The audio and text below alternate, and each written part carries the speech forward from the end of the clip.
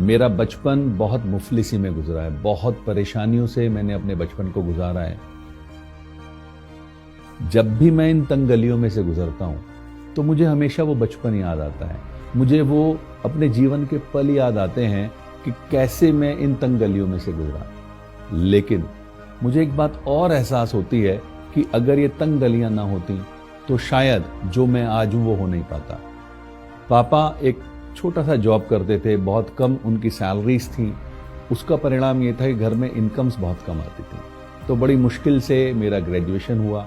पढ़ाई के साथ साथ जब मैंने कंपटीशन की तैयारी की तो अचानक से मुझे जॉब्स मिलने शुरू हुए।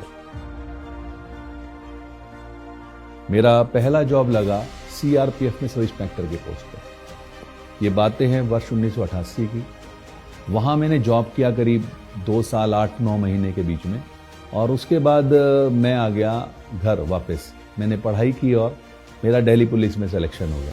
मैं कभी कभी सोचता हूँ कि क्या वाकई मैंने इतनी पढ़ाई कर ली थी जो मुझे इतने अच्छे जॉब्स मिले। लेकिन मजेदार बात दूसरी भी है कि मैंने उस जॉब को भी नहीं किया और 93 में मेरा सिलेक्शन हुआ कस्टम्स डिपार्टमेंट में। कस्टम वाला जॉब मुझे इसलिए ज़्यादा अच्छा लगा क्योंकि वो मेरे घर में ही था, मेरठ में ही था, तो मैंने उसको कंटिन्यू किया।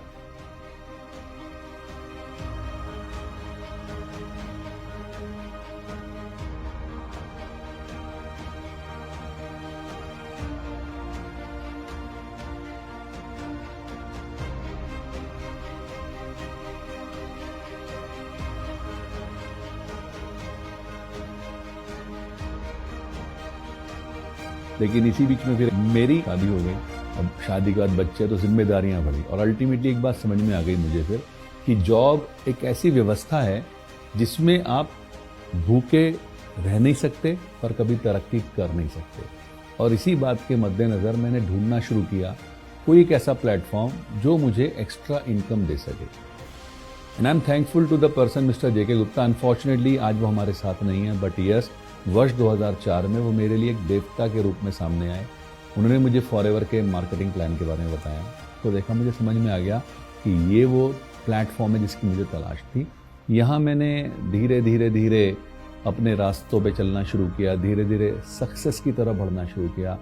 अगले 6 महीने में मैनेजर हो गया तो मुझे एक बात समझ में आ गई, तरक्की नहीं मिलने वाली है। वर्ष 2016 में जब मैंने इनकम्स का आकलन किया तो मुझे लगा कि यार एक तरफ मुझे विभाग से करीब 10 लाख रुपए सालाना सैलरी मिलती थी, लेकिन उस साल की मेरी आईटीआर जो फॉरएवर के बदौलत थी वो करीब 34 लाख की थी।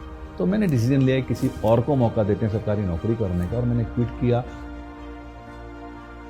और मैं वर्ष 2017 जनवरी से फुल टाइम आज इस बिजनेस को बिल्ड कर रहा हूँ। इस व्यापार में मुझे वो सब चीज़ें मिली, चाहे मैं इंटरनेशनल ट्रेवल की बात करूँ, चाहे मैं एक अच्छी हेल्थ की बात करूँ, चाहे मैं एक अच्छी फैमिली लाइफ की बात करूँ, चाहे अच्छे मकान की बात करूँ। मैंने एक हर वो चीज़ जो मनुष्य, एक आम आदमी अपने जीवन में कल्पना कर सकता है, वो इस प्लेटफॉर्म से मुझे मिली है। अभी हाल ही में ऐसी बीमारी ने दस्तक दी जिसने पूरी दुनिया को रोक दिया। हम लोग भी बड़ा सोच रहे थे कि कैसे होगा। थैंक्स टू फॉरएवर के प्रोडक्ट्स जिनकी वजह से हमारा इम्यूनिटी सिस्टम बहुत अच्छा रहा, and thanks to the marketing plan and the flexibility of the marketing plan कि हम लोगों ने कोविड के उस दौर में डिजिटल प्लेटफॉर्म का सहारा लेकर के अपने बिजनेस को कंटिन्यू रखा, जिसका रिजल्ट ये रहा कि हमारे चेक्स नहीं रुके, जिसका रिजल्ट ये रहा कि हमारे इनकम्स नहीं रुके, जिसका रिजल्ट ये रहा कि बहुत सारी इंडस्ट्रीज सफ़र कर गई, लेकिन फॉरएवर में इनफैक्ट और ग्रोथ होती चली गई। क्यों? क्योंकि हर किसी व्यक्ति को 2 तरह की चीज़ें ऐसे दौर में चाहिए थी, एक अच्छा स्वास्थ्य और एक अच्छा साधन। स्वास्थ्य फॉरएवर के प्रोडक्ट्स की वजह से मिला और साधन फॉरएवर के मार्केटिंग प्लान ने दिया। आज हम इस डिजिटल प्लेटफॉर्म का इस्तेमाल करके अपने बिजनेस को और ज़्यादा ऊंचा और ज़्यादा बड़ा बना रहे हैं।